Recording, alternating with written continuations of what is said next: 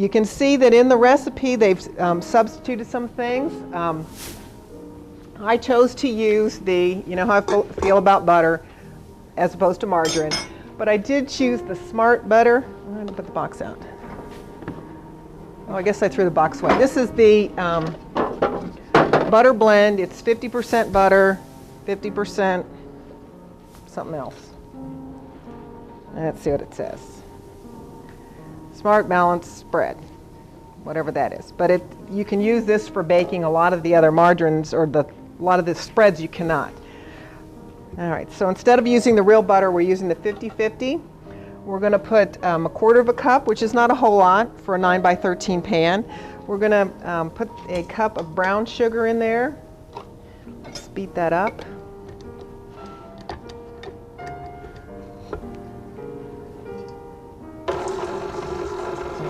Get a rubber scraper here. Okay, so we've got that going.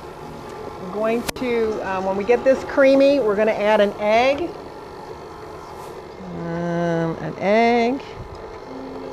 And some coffee.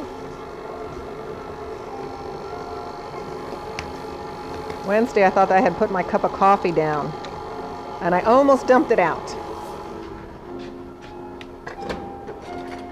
I like to just, you can put the egg in whole like that. I like to sort of beat it up just a little bit, kind of break it up.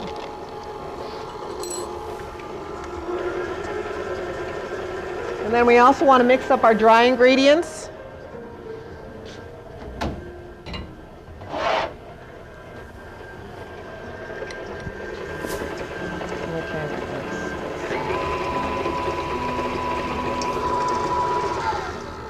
Turn that off for a minute. Our dry ingredients, we're using a half and half on the flour. So we've got 3/4 cup of whole wheat flour and 3/4 cup of the all-purpose flour. And our little additives here, we've got a teaspoon of baking powder, a 1/4 teaspoon of baking soda, some cinnamon and salt in here. Get rid of that. And we just want to mix that up so it's sort of blended up here. Okay, so that'll be ready to go into our mixture. I'm just going to stop right here before we mix that up and prepare our pan. And I always like to, here's our 9x13 pan. I like to line it with foil, only because it's easier to get out of the pan. Oops, out of the pan, you can cut the bars easier if you don't have the pan, and also it helps with cleanup. Okay, we'll spray that a little bit just because it doesn't have a whole lot of shortening in there, or you know, the butter's not a whole lot of oil. All right, spray that. Okay. Back over here. All right, you got this beat up. Can you? Let me move this over here so you can see what it looks like.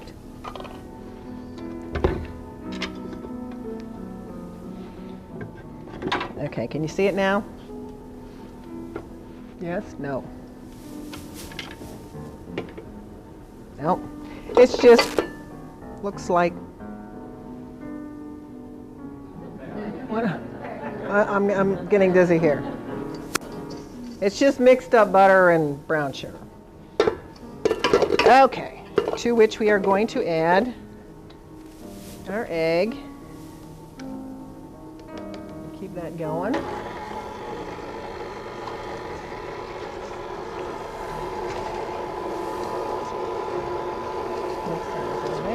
And here's a 1/4 cup of applesauce. This is going to help with keeping it real moist. So we got that. We're going to add our coffee. This is just regular coffee. Turn it down just a little bit. And our applesauce. Yeah.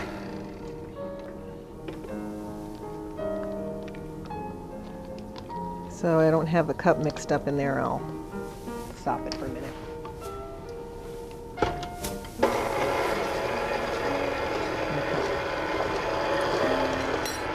We're going to put our dry ingredients in.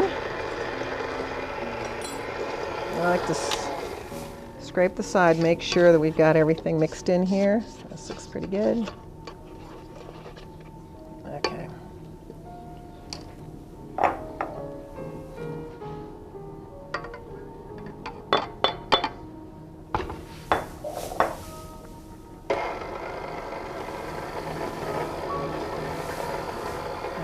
We'll wait until that gets mixed in a little bit. We'll add our raisins. I know it's probably in the directions on your KitchenAid not to throw stuff like this in. Is it? You just got a KitchenAid. It probably doesn't help with the motor, and you should stir it in by hand. However, I like to just put it in for a couple of seconds. Just because it's just a little bit easier. Not a whole lot, because you can hear it kind of straining a little bit, but just enough. Perfect. It saves your arm a little bit. Probably won't save your mixer, but all right. So I had pecans and raisins in there. If you don't like those, I think on this kind of thing, I know you always like to substitute. You could probably substitute more raisins for the nuts or more nuts for the raisins. I wouldn't leave both of them out because I think you'd have not enough stuff.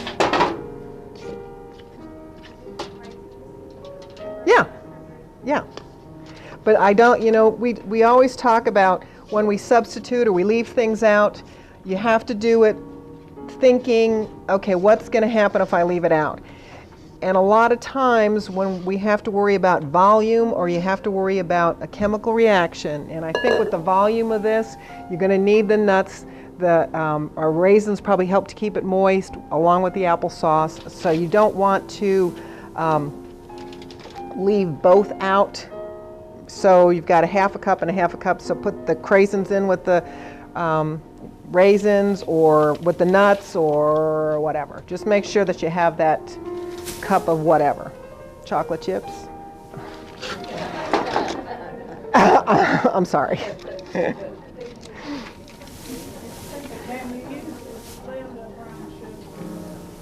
Yes. I believe and it probably tells you on the package that you can substitute that for baking items. And I think the regular Splenda you could also use when you substitute. Sometimes I think in like the candy recipes, when we did candy, we used the half and half Splenda. Okay, this is all set to go. We're going to pop that in the oven. Ooh, perfect.